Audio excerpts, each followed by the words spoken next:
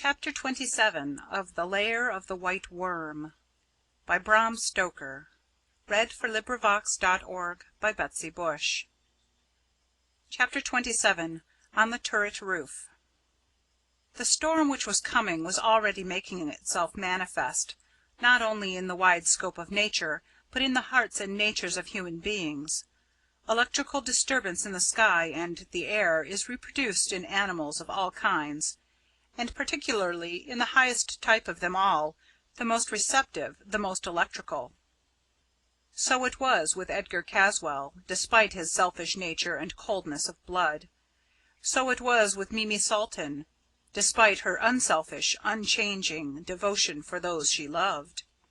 So it was even with Lady Arabella, who, under the instincts of a primeval serpent, carried the ever-varying wishes and customs of womanhood, which is always old and always new. Edgar, after he had turned his eyes on Mimi, resumed his apathetic position and sullen silence. Mimi quietly took a seat a little way apart, whence she could look on the progress of the coming storm and study its appearance throughout the whole visible circle of the neighbourhood. She was in brighter and better spirits than she had been for many days past. Lady Arabella tried to efface herself behind the now open door. Without, the clouds grew thicker and blacker as the storm centre came closer. As yet the forces, from whose linking the lightning springs, were held apart, and the silence of nature proclaimed the calm before the storm. Caswall felt the effect of the gathering electric force. A sort of wild exhilaration grew upon him, such as he had sometimes felt just before the breaking of a tropical storm. As he became conscious of this, he raised his head and caught sight of Mimi. He was in the grip of an emotion greater than himself. In the mood in which he was, he felt the need upon him of doing some desperate deed. He was now absolutely reckless, and as Mimi was associated with him in the memory which drove him on, he wished that she, too, should be engaged in this enterprise. He had no knowledge of the proximity of Lady Arabella, and thought that he was far removed from all he knew and whose interests he shared, alone with the wild elements, which were being lashed to fury, and with the woman who had struggled with him and vanquished him, and on whom he would shower the full measure of his hate. The fact was that Edgar Caswall was, if not mad, close to the border-line. Madness in its first stage, monomania, is a lack of proportion. So long as this is general, it is not always noticeable, for the uninspired onlooker is without the necessary means of comparison. But in monomania the errant faculty protrudes itself in a way that may not be denied. It puts aside, obscures, or takes the place of something else, just as the head of a pin placed before the centre of the iris will block out the whole scope of vision. The most usual form of monomania has commonly the same beginning as that from which Edgar Caswall suffered, an overlarge idea of self-importance. Alienists who study the matter exactly probably know more of human vanity and its effects than do ordinary men. Caswall's mental disturbance was not hard to identify.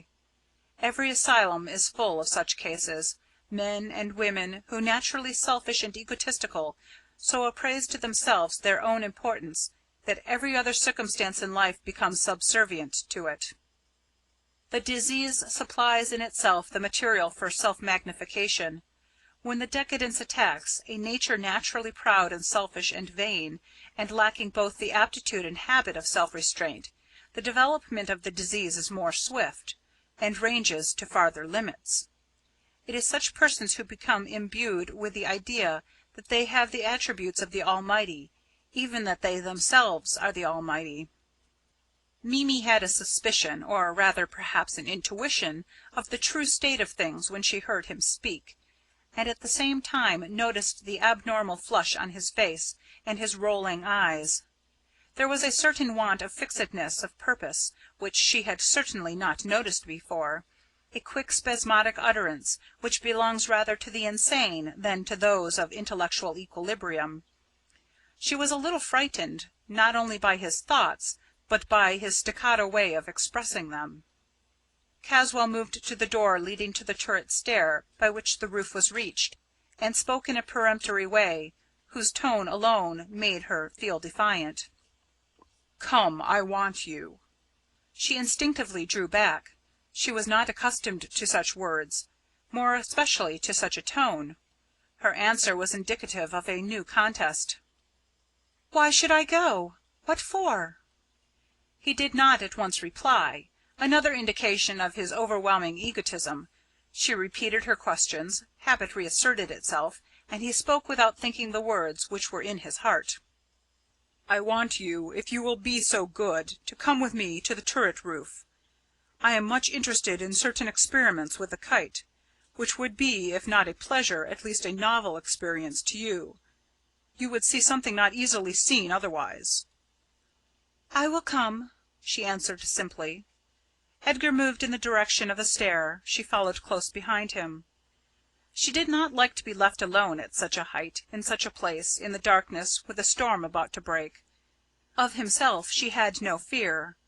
All that had been seemed to have passed away, with her two victories over him in the struggle of wills.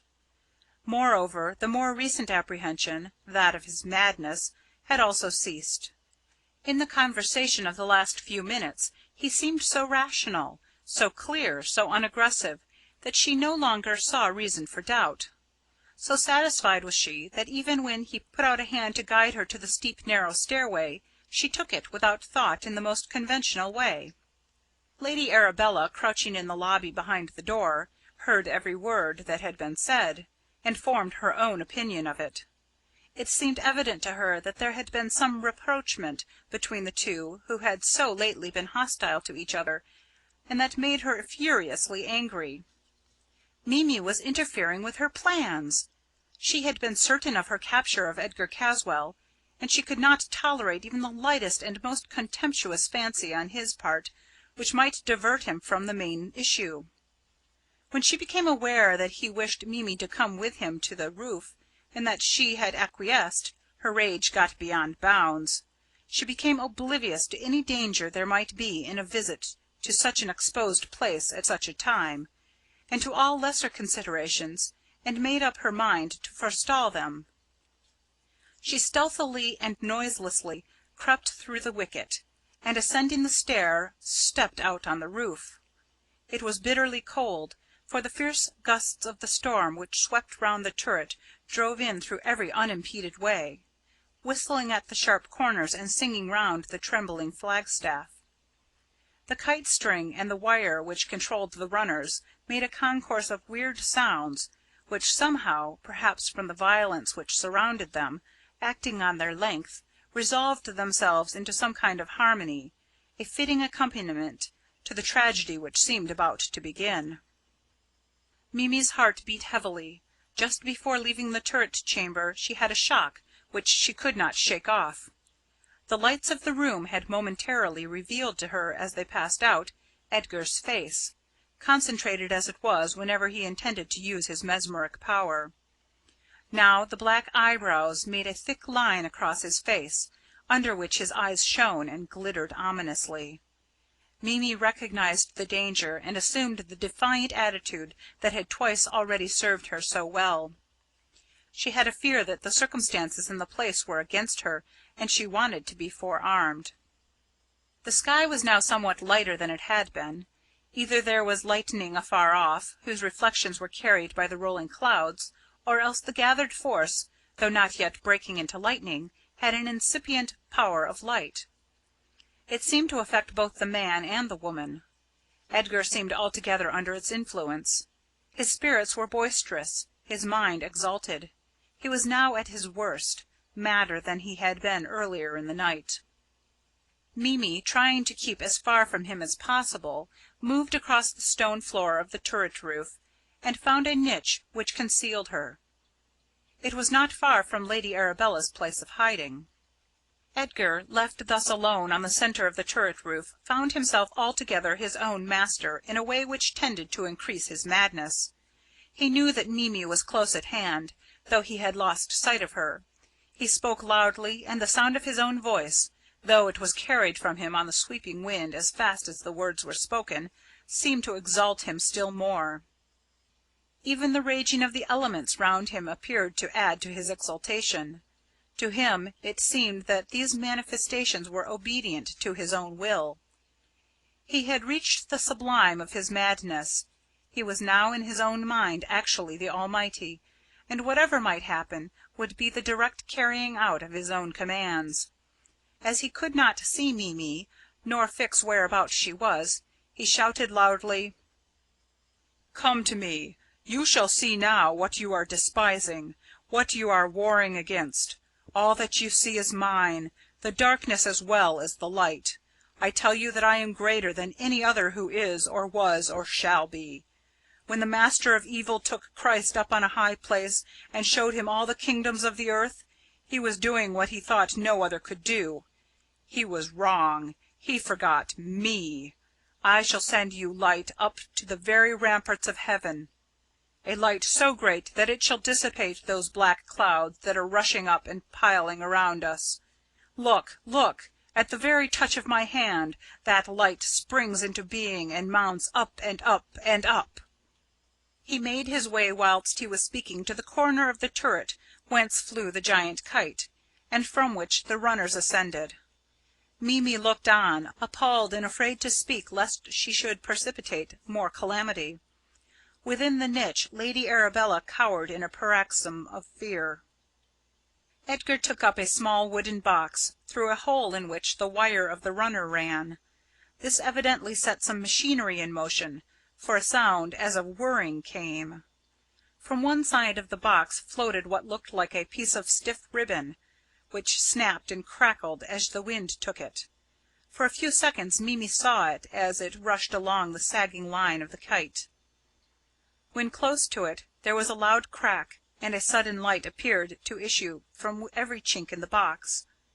Then a quick flame flashed along the snapping ribbon, which glowed with an intense light, a light so great that the whole of the countryside around stood out against the background of black driving clouds. For a few seconds the light remained, then suddenly disappeared in the blackness around. It was simply a magnesium light, which had been fired by the mechanism within the box and carried up to the kite. Edgar was in a state of tumultuous excitement, shouting and yelling at the top of his voice and dancing about like a lunatic. This was more than Lady Arabella's curious dual nature could stand.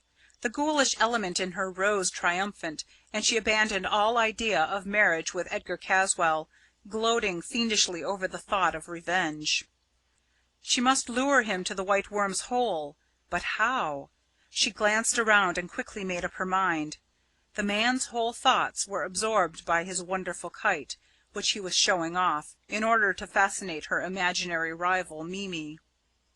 On the instant she glided through the darkness to the wheel whereon the string of the kite was wound.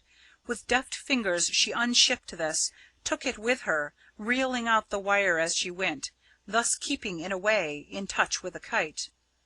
Then she glided swiftly to the wicket, through which she passed, locking the gate behind her as she went. Down the turret stair she ran quickly, letting the wire run from the wheel, which she carried carefully, and passing out of the hall door, hurried down the avenue with all her speed. She soon reached her own gate, ran down the avenue, and with her key opened the iron door leading to the well-hole. She felt well satisfied with herself. All her plans were maturing, or had already matured. The master of Castra Regis was within her grasp. The woman whose interference she had feared, Lilla Watford, was dead. Truly all was well, and she felt that she might pause a while and rest. She tore off her clothes with feverish fingers, and in full enjoyment of her natural freedom, stretched her slim figure in animal delight. Then she lay down on the sofa to await her victim. Edgar Caswall's life-blood would more than satisfy her for some time to come. End of chapter 27. This recording is in the public domain.